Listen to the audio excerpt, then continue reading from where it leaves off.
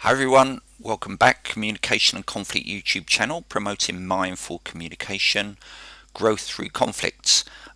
So today's video is the last of the 9 principles of effective communication for conflict resolution that are described in my book, A Guide to Effective Communication for Conflict Resolution, promoting mindful communication and growth through conflict.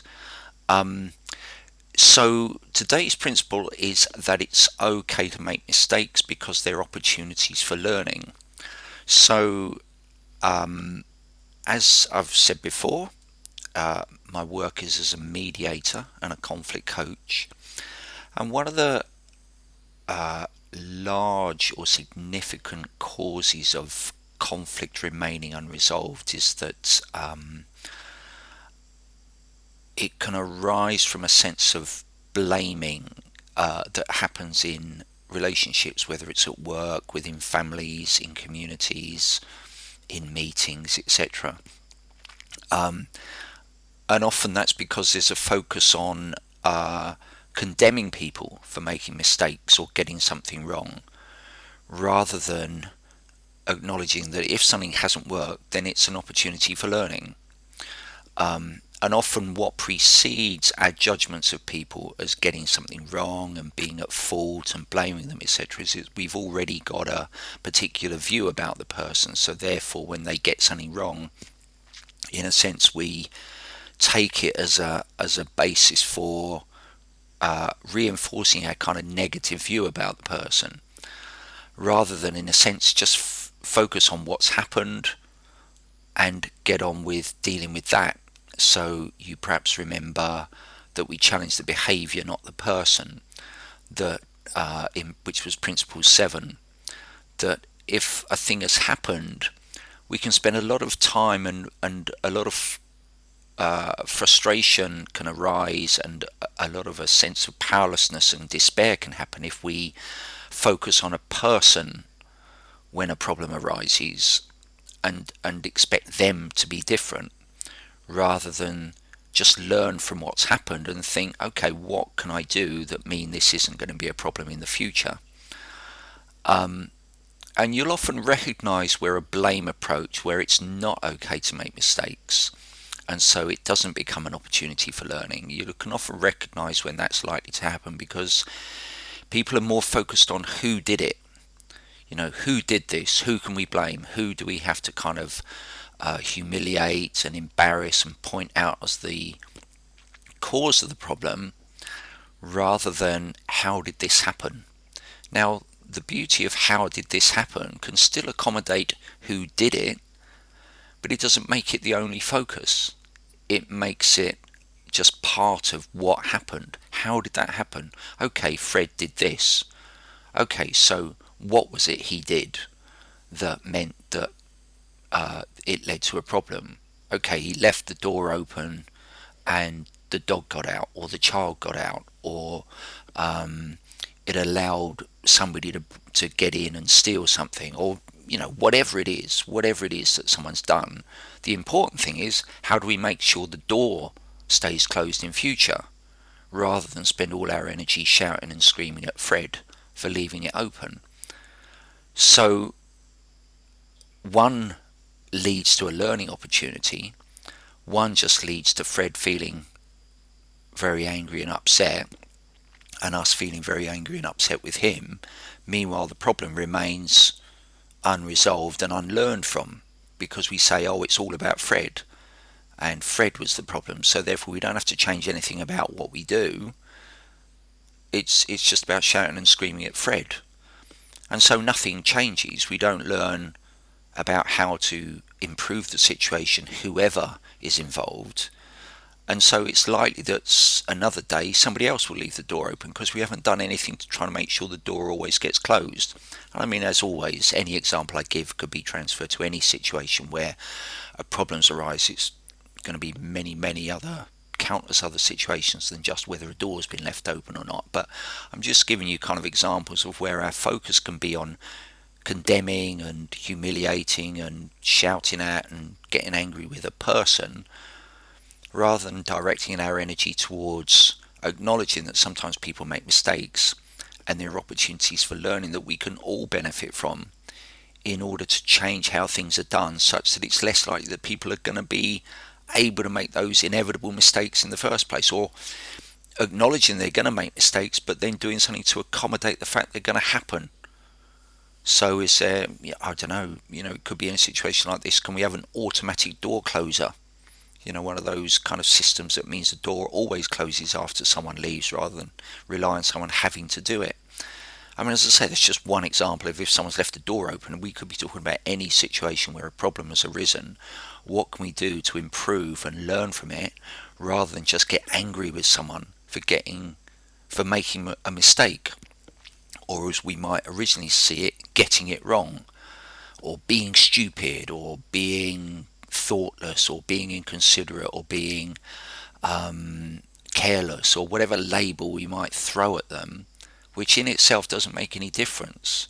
The point is what meant that the situation happened in the first place, that we can then take steps to try to prevent it doesn't happen in the future. So mistakes are always an opportunity to learn, and one of the reasons that the book is about principles of effective communication rather than rules of effective communication is that if they become rules, it's like saying we should always practice them all the time and you must never get them wrong, and then they just become one more thing to condemn people about. Whereas when they're principles, we can look at what the principles are saying of what constitutes effective communication and what helps us to create effective and useful communication with others, and acknowledge that when communication hasn't worked so well, we can look to the principles to understand why that's the case.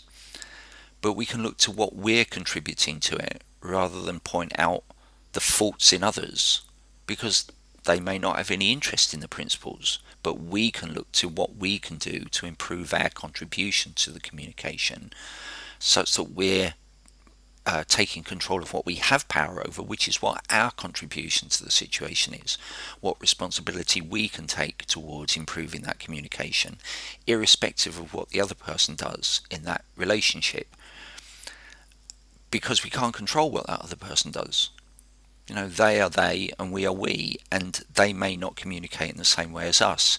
And if we say that these are rules of communication, it's like we're saying they're always getting it wrong because they're not sticking to the rules. But they may not want to. That's up to them how they communicate. What matters is how do we communicate, because by practicing the communication principles outlined in the book, it means we are much more assertive, we're much more clear, we're much more effective, we're much more focused on dealing with challenges rather than making things personal issues between us and the other person. We're focusing on what supports us in achieving what we want to achieve in ways that don't rely on other people being different to who they are. So this is one of the reasons why, if I look at my communication and I notice I haven't practiced the principles, I can return to looking at the principles to give myself a different way of doing things in the future. But if I beat myself up for getting it wrong, it's self-defeating, because I'm a human being, I get it wrong. So if I can acknowledge that in myself, that it's okay to make mistakes because they're opportunities for learning, I'm also much more likely to be willing to acknowledge that that's true of other people as well, that in all sorts of things people make mistakes, and that what we can do is acknowledge that a mistake has happened without making it a personal issue about that person. And if we think about how it's happened, as I say, some people think, oh, well, that's letting someone off. Well, no, it's not, because we're looking at how it happened, and the fact that how it happened must include looking at who did it. It's a broader exploration of what's happened than only focusing on who did it. Because if we look at how it's happened, we can look at all the wider issues that come into the situation arising. And often then what we'll acknowledge is actually it's not really anything to do with the person who did it. They just happen to be the unlucky person in the situation at the time.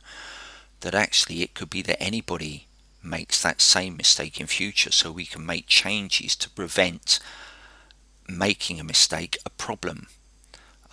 So like I said earlier, if someone's left the door open and it's led to a problem, someone getting out, a dog getting out, a child getting out, someone getting in to steal something, whatever, we can make changes which accommodate that people might often forget to close the door. But we can have an automatic door closure or something like that, so we can make changes and learn from the situation rather than just say, oh dear, Fred's going out, we better make sure he closes the door. Well, actually, Fred may not be the only person who doesn't close the door. Other people might not. So we can make it not about the person, we can make it about the issue. So again, that's linking to principle 7, that we look at the behaviour, not the person. We look at what's happened, not the person. And this principle also very much feeds into that that kind of thinking, in that all mistakes are opportunities for learning. No matter who has made the mistake, there's still opportunities for learning. And sometimes in in the media, we'll often see a focus on condemning people who've made mistakes. And in a sense, what organisations where, for example, where a mistake has happened and it gets a lot of publicity, often organisations will say lessons have been learned or lessons will be learned, but often we're not clear about what those lessons actually are. And sometimes what you find out is that the lessons learned are simply to sack the person who made the mistake. Meanwhile, everything else carries on, because it can become quite a kind of almost a publicity event to say, look, we've sacked this person, so therefore everything's back to normal now. But actually it's not, because what meant that person made that mistake in the first place? It's quite possible that who replaces that person could make the same mistake. So lessons haven't been learned. In order for lessons to be learned, we can look at making it such that it doesn't matter who is in any particular role. The problem itself is much less likely by taking steps to accommodate that people make mistakes, rather than constantly rely on the fact that people shouldn't make mistakes, as if that's something that's ever going to be possible. So it's okay to make mistakes because they're opportunities for learning. It's such a powerful principle to acknowledge, because it means that difficulties are always opportunities for creativity and growth.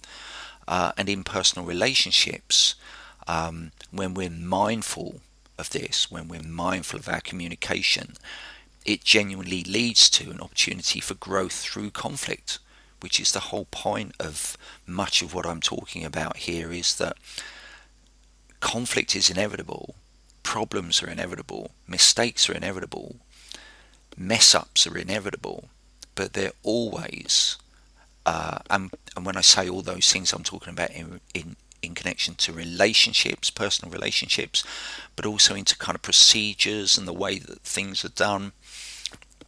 There's always going to be mess-ups. But if we spend our time focusing on who did it and why they're a bad person and why they're useless and why they're incompetent and all these labels about people, if we focus on that, we're not using the fantastic opportunity that those mess-ups give us to learn and change and grow from the conflict that arises from them.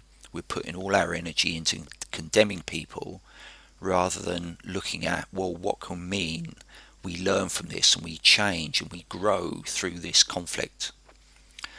So I hope that kind of clarifies what that principle is about. As always, if you want to kind of read more about it, please pick up the book. Links in the information below about how to deal with that kind of thing, how to get hold of it, how to purchase the book on Amazon. If you've got any questions, please put them in the comments below or contact me directly. I hope you found it interesting, hope you found it useful. That's the last of the principles now, principle 9. There's obviously therefore lots of other videos you can go back and look over if any of them are of interest to you, if you haven't seen them already. Thanks very much for watching. Please like the video if you liked it. Please share it if you think other people might be interested in it. Please subscribe to the channel, because there's plenty of other videos that I'm making on the theme of promoting mindful communication and growth through conflict. And hope to have you join me for those if you do choose to subscribe. Thanks very much for watching. Bye bye.